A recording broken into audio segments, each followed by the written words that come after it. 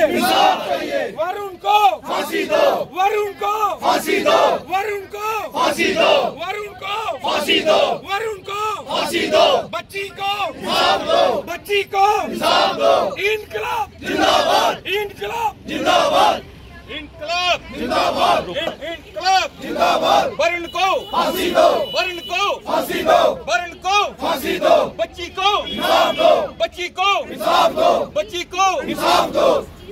वरुण को फांसी दो, वरुण को फांसी दो, जिंदाबाद। इंसाफ किया है, झूठा पड़ेगा, झूठा पड़ेगा। जम्मू की बेटी को इंसाफ दो, जम्मू की बेटी को इंसाफ दो, जम्मू की बेटी को इंसाफ दो। वरुण को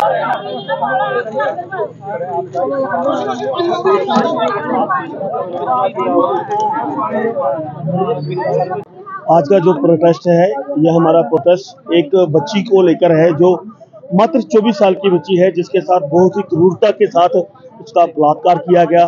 और कहने को वो उसका हस्बैंड था, लेकिन उस बच्ची को अंधेरे में रखा गया। बात यह है कि ये एक मुट्ठी दवाना के थाना क्षेत्र की बात है, जहां एक बच्ची के साथ एक वरुण नाम का लड़का, मैं उस बच्ची का नाम जो है या फिर उस बच्ची के पेरेंट्स का या उसके बच्ची के घर का एड्रेस मैं ये सब मेंशन करना नहीं चाहता हूँ। सिर्फ ये बताना चाहता हूँ कि वरुण नाम का लड़का, उसने उस बच्ची को बहला फुसलाकर उसके साथ जो है जिस्मानी तौर पर अपने संबंध बनाए, जो कि बच्ची को गुमराह किया कि मैं उसके साथ शादी करके कोर्ट मैरिज करके उसके बाद उस बच्ची को प्रेग्नेंट किया गया। प्रेग्नेंट के बाद जब उस बच्ची को अबॉर्शन के लिए बोला गया, वो बच्ची नहीं मानी। जगह जगह अलग अलग क्लिनिक्स में लेकर गया, वहाँ वो नहीं हो सका क्योंकि बच्ची मेंटली तौर पे तैयार नहीं थी, कमज़ोर थी।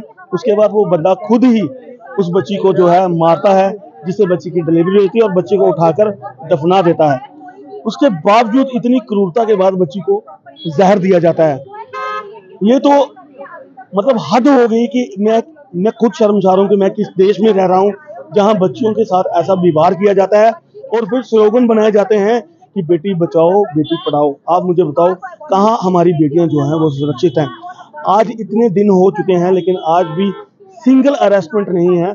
सबके सब जो है खुलेआम घूम रहे हैं, कोई केस नहीं है, कोई FIR नहीं है। मैं आपके चैनल के माध्यम से LG साहब को और एडमिनिस्ट्रेशन को ये कहना चाहता हूँ कि आप इस केस पर जल्द से जल्द कोई कार्रवाई करें, क्योंकि ये क्रूरता जो है ये मासूम बच्ची के साथ, मात्र 24 साल की बच्ची के साथ हुआ है। ये सब बर्दाश्त नहीं किया जाएगा। उस बच्ची को जो है इंसाफ चाहिए।